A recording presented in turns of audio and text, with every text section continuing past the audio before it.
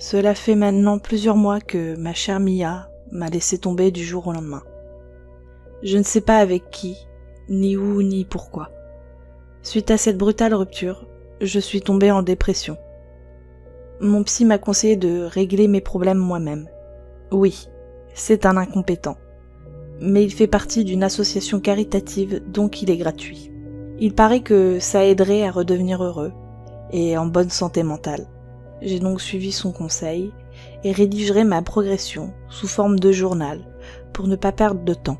Si quelqu'un trouve ce carnet, il est prié de me le rendre aussi vite que possible sans poser de questions. Jour 1.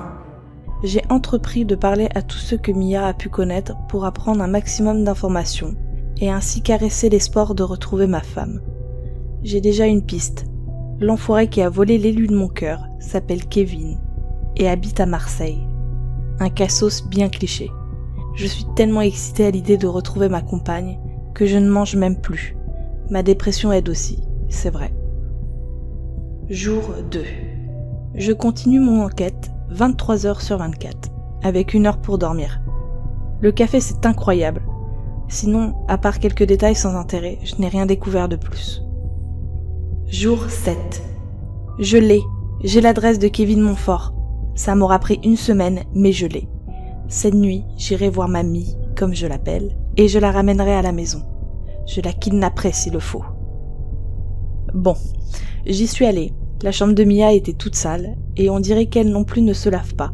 Cet enfoiré s'occupe vraiment mal d'elle. Moi, je l'ai toujours chérie. Je me suis occupée d'elle comme d'une déesse. Lorsque je suis entrée, elle dormait à poing fermé. Je vais pas tourner autour du pot. Je l'ai mise dans ma voiture sans la réveiller.